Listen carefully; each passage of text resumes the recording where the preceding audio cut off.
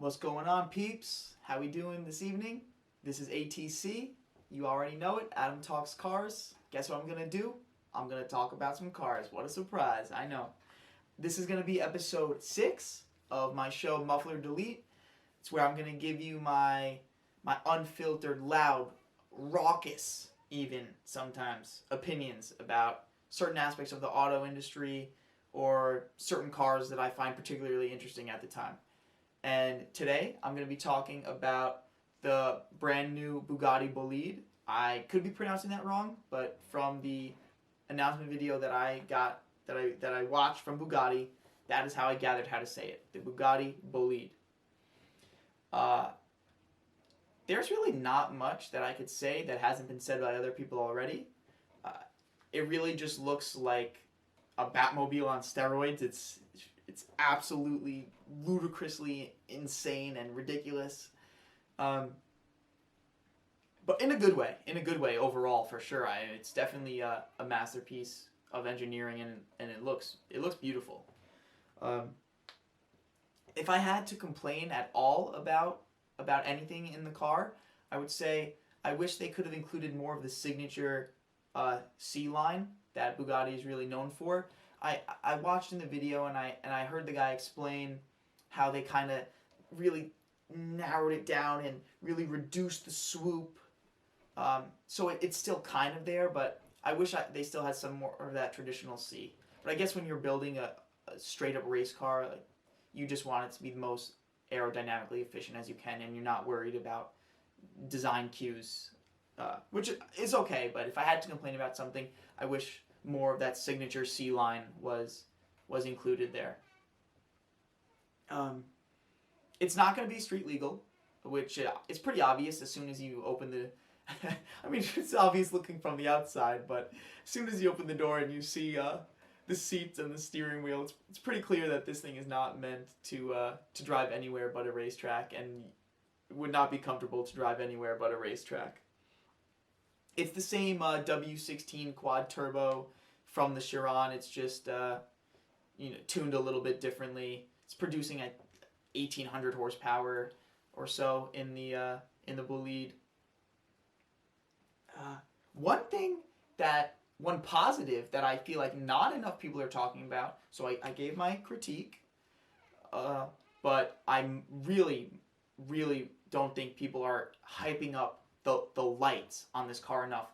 The headlights, they're seamlessly, like, they're flush with the paneling of the car.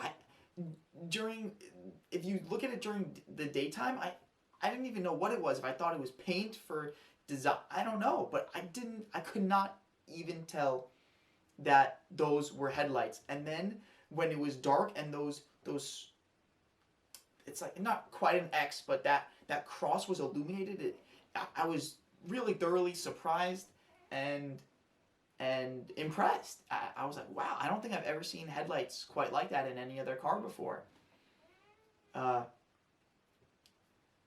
It kind of reminds me, the look of it, of the Reebok logo, the headlights, and the taillights, which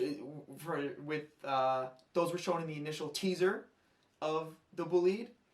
Those really remind me of, I imagine if I was in Star Wars and I was flying through the galaxy, those really remind me of the X-Wing fighters. Like if X-Wing fighters had taillights on the back and you were flying and like one passed you, an X-Wing fighter passed you. That's how I imagine those 4 lights going like that. That's what that reminds me of, and I don't know, maybe I'm crazy, but that's what it brings to mind when I look at it, which is a good thing. It's cool. It's futuristic. It's different, and I always appreciate when people are willing to take a step and do something unexpected or different, and especially in lighting. I don't think enough people are willing to push lighting forward. And if I had to complain about one other thing, lastly, it would be the man who was in the reveal video. He didn't seem particularly enthusiastic. He was a race car driver. think his name was Andy Wallace. He won Le Mans, so don't get me wrong. Like, this guy, he knows more about cars than I ever will. He'll drive the most incredible cars in the world, and he has been for a long time. But something about his attitude, it didn't. He wasn't exciting. He wasn't particularly interesting. He didn't appear enthusiastic. I mean, think about it. He's in the presence of one of the most spectacular cars on the entire planet, and he's like, oh yeah, it's quite nice. I don't know. That didn't really. I don't know. He didn't really work for me.